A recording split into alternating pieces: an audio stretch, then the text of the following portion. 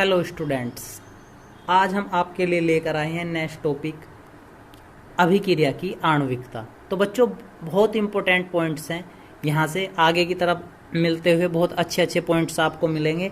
यहाँ से परीक्षा में परिभाषा की दृष्टि से एक क्वेश्चन आ जाता है तो उन्हें समझने का प्रयास करते हैं।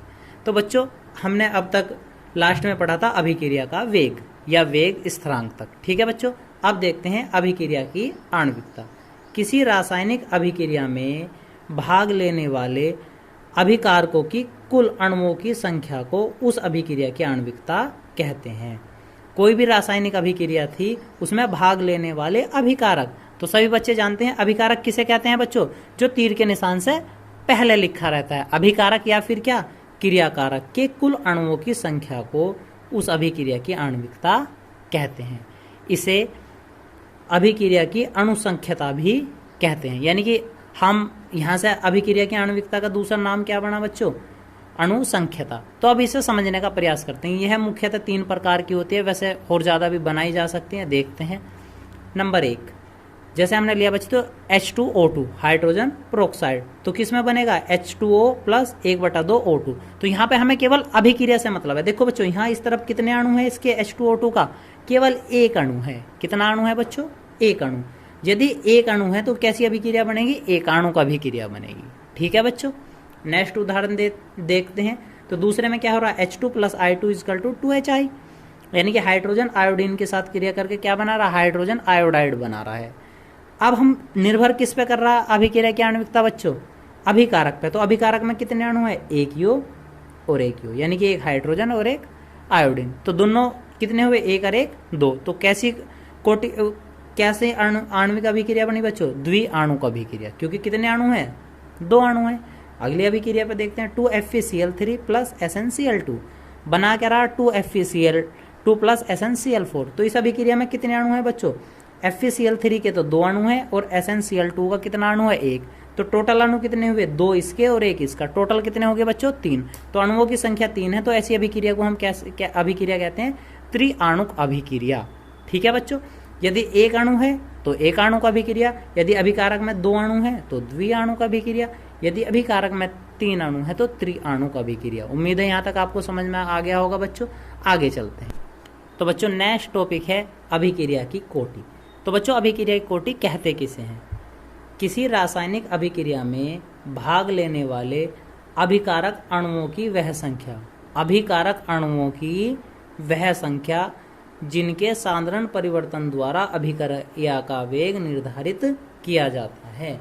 तो किसी रासायनिक अभिक्रिया में भाग लेने वाले अभिकारक अणुओं की वह संख्या, आणविकता में भी यहाँ तक तो सेम था बच्चों, तो अणुओं की संख्या को ही आणविकता कहा था। पर कोटि में क्या होगा, उनके सांद्रण परिवर्तन द्वारा क्रिया का वेग निर्धारित किया जा। तो अब कहें का है, सांद्रण परिवर्तन इसमें जुड़ा हुआ है, सांद्रण परिवर्तन द्वारा अभिक्रिया का वेग निर्धारित किया जाता है। क्या कहलाती है, अभिक्रिया की कोटि।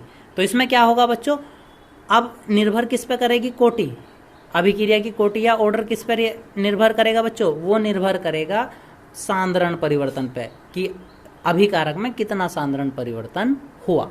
ठीक है बच्चों, देखते हैं एग्जाम्पल के तौर पर। तो CH3COOC2H5 यानी एथिल एसीटेट और जल की जब हम आपस में क्रिया करते हैं तो क्या बनता है बच्चों, एसिटिक अम्ल और एथिल अल्कोहल बनता है। ठीक है बच्चों, हमें क्या देखना है यहाँ पे, फिलहाल में हम अभिक्रिया को नहीं देखते, हम ध्यान से देखते हैं किसे बच्चों, अभिकारक को, अभिकारक। तो बच्चों हम गौर से आप देख पा रहे हैं अभिकारक में क्या है, एक तो एथिल एसीटेट है और एक क्या है, जल है। ठीक है बच्चों, तो जल जो है, जल का कोई भी सांद्रण नहीं होता। जल की सांद्रता कितनी है बच्चों, 0, यानी कि जल का अभिक्रिया परिवर्तन कुछ नहीं होता। तो जल पे अभिक्रिया का परिवर्तन कुछ नहीं है, यानी कि सांद्रण परिवर्तन। तो क्या बनेगा, dx/dt बराबर k, जो हमने पूर्व में से लिया था। तो एथिल एसीटेट की कितना मान है बच्चों, 1 अणु है, और जो हमारा जल है इसका परिवर्तन होता ही नहीं, तो इसकी कोटि कितनी बनेगी बच्चों, 0।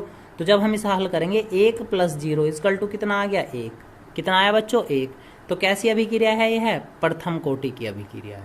ठीक है बच्चों, कैसी कोटि की अभिक्रिया है, प्रथम कोटि की। एक बार और समझते हैं, यह अभिकारकता, जल का सांद्रण परिवर्तन कुछ होता नहीं है, तो dx/dt बराबर k इसका मान कितना है बच्चों, 1 रहेगा और H2O का मान 0। तो 1 + 0 = 1, यानी प्रथम कोटि की अभिक्रिया। देखते हैं नेक्स्ट टॉपिक। तो आपके पास है CH3COO C2H5 + NaOH। बाद में जो प्रोडक्ट बन रहा वो आप देख रहे हैं CH3COONa प्लस क्या C2H5OH। तो हमें क्या देखना है, अब भी केवल अभिकारक देखना है। अभिकारक में कितने प्रोडक्ट हैं बच्चों, 2 हैं। तो यहाँ से कितने प्रोडक्ट बने, 2। तो हम अभिक्रिया को हल करेंगे dx/dt बराबर क्या K, और पहले वाले की सांद्रता CH3COO C2H5, तो इसकी सांद्रता कितनी बच्चों, 1, और NaOH इसकी भी सांद्रता कितनी बच्चों, 1। तो कोटि क्या बनेगी, 1 + 1 = कितना, 2, यानी कैसी कोटि का हुआ, द्वितीय कोटि, द्वितीय कोटि अभिक्रिया। तो यह अभिक्रिया कैसी रही बच्चों, द्वितीय कोटि की अभिक्रिया। और यदि हम इसे पहले वाले समीकरण को देखें बच्चों, कौन सी कोटि की थी, प्रथम कोटि की अभिक्रिया थी। और यदि हम इसकी आणविकता देखते हैं तो बच्चों आणविकता कितनी आती, 1 अणुयो 1 अणुयो। तो आणविकता कितनी होती है इस वाली अभिक्रिया की, 2, और कोटि हुई कितनी, प्रथम। अब इस वाले अभिक्रिया में आप क्या देख पा रहे हैं, कौन सी कोटि की अभिक्रिया है, यह द्वितीय कोटि की अभिक्रिया है। और आणविकता भी कितनी है इसकी बच्चों, 2 ही है। ठीक है, उम्मीद है अब तक आपको समझ आ गया होगा। देखते हैं नेक्स्ट टॉपिक। तो बच्चों इस समीकरण में भी हमें क्या करना है, अभिक्रिया एक कोटि ज्ञात करनी है। तो दे रखा है SnCl2 + 2FeCl3। यह अलग मतलब यह क्रियाफल है। हम किसे देखते हैं, केवल अभिकारक को, 1 अणु ये 2 अणु ये। तो क्या करेंगे कोटि निकालने के लिए, dx/dt बराबर K।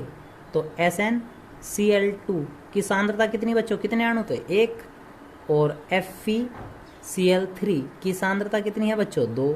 तो हल करेंगे, 1 + 2 = कितना बना बच्चों, 3। तो कैसी हुई अभिक्रिया, तृतीय कोटि की अभिक्रिया है। कैसी कोटि की अभिक्रिया है, तृतीय कोटि की अभिक्रिया, तृतीय कोटि की अभिक्रिया। ठीक है बच्चों, समझ आ गया होगा। अब नेक्स्ट टॉपिक देखते हैं। बहुत इंपॉर्टेंट अभिक्रिया है, बोर्ड में कितनी बार पूछी गई अभिक्रिया है, जो हम आपके लिए लेकर आए हैं। यह अभिक्रिया है H2 + Cl2 = HNu2HCl, यानी कि हाइड्रोजन और क्लोरीन की क्रिया सूर्य के प्रकाश की उपस्थिति में करी जा रही है। तो कितना बना, 2HCl। तो बच्चों एक चीज कंठस्थ याद रखेंगे, जो अभिक्रिया सूर्य के प्रकाश की उपस्थिति में होगी उनका सांद्रण नहीं होता, उनका कोई भी सांद्रण या किसी प्रकार का सांद्रण नहीं होता। तो इस अभिक्रिया की यदि हम कोटि ज्ञात करेंगे तो क्या बनेगा, dx/dt = K। हाइड्रोजन H2 सूर्य के प्रकाश के कारण सांद्रण होता ही नहीं, और क्लोरीन Cl2 सूर्य के प्रकाश के कारण सांद्रण होता ही नहीं। तो कितना बना, 0 + 0 = 0। तो कैसी हुई, शून्य कोटि की अभिक्रिया, शून्य कोटि की अभिक्रिया। ठीक है बच्चों, उम्मीद है आपको समझ आ गया होगा। तो आपने देखा हाइड्रोजन और क्लोरीन थे, दोनों की कोटि, दोनों सांद्रण परिवर्तन किसके कारण, सूर्य के प्रकाश की उपस्थिति, जिसे आप क्या कहते हैं, HNu भी कहते हैं। ध्यान रखेंगे बच्चों, बहुत इंपॉर्टेंट पॉइंट है परीक्षा में, इसीलिए यह अभिक्रिया कई बार पूछी भी जा चुकी है। ठीक है बच्चों, अब देखते हैं नेक्स्ट टॉपिक। तो बच्चों नेक्स्ट टॉपिक है आभासीय छंदम एकाणुक अभिक्रिया। आप आभासीय एकाणुक अभिक्रिया या छंदम एकाणुक अभिक्रिया भी कह सकते हैं सर। तो देखते हैं बच्चों कहते किसे हैं। ऐसी रासायनिक अभिक्रियाएं जिनकी कोटि व आणविकता भिन्न भिन्न हो, आभासीय छंदम एकाणुक अभिक्रिया कहलाती हैं। यानी कि ऐसी रासायनिक अभिक्रियाएं जिनकी कोटि व आणविकता कैसी हैं बच्चों, भिन्न भिन्न। भिन्न भिन्न का मतलब कैसी है, अलग अलग, यानी कि आणविकता अलग होगी कुछ और कोटि कुछ अलग होगी। तो आपके पास हम एक समीकरण लेकर आए, सुक्रोज कितना C12H22O11 प्लस H2O = कितना बना रहा, ग्लूकोज और फ्रक्टोज बना रहा। ठीक है बच्चों, तो हम क्या करते हैं, इसकी पहले कोटि ज्ञात करते हैं, dx/dt K। तो सुक्रोज C12H22O11 कितनी सांद्रता, 1, और H2O हमने अभी पूर्व में पढ़ा था, हाइड्रोजन पे कुछ सांद्रता परिवर्तन होता ही नहीं, तो कितनी बनेगी, 0। तो कितना बना, 1 + 0 = कितना बच्चों, 1। तो कैसी है ये, प्रथम कोटि की अभिक्रिया है। कैसी है बच्चों, प्रथम कोटि की अभिक्रिया। तो अभिक्रिया तो कितनी आई बच्चों, प्रथम कोटि आई। ठीक है, अब यदि हम इसी अभिक्रिया का क्या निकालने, हम जा आणविकता और ज्ञात करनी। तो आणविकता किस पर निर्भर करे बच्चों, आपने पढ़ा है किस पे, अणुओं की संख्या पे। अणुओं की संख्या क्या है, 1 अणुयो 1 अणुयो। तो कितने अणु है बच्चों, 2 अणु। तो कैसी अभिक्रिया है? द्विआणुक अभिक्रिया। तो कैसी अभिक्रिया है बच्चों? द्विआणुक अभिक्रिया है। ठीक है बच्चों, तो परिभाषा के अनुसार स्पष्ट हो गया। परिभाषा क्या कहती है? ऐसी अभिक्रिया जिनकी कोटि और आणविकता कैसी हो? भिन्न भिन्न हो। तो यह अभिक्रिया कैसी रही? प्रथम कोटि की अभिक्रिया है और आणविकता इसकी कितनी है बच्चों? 2 है।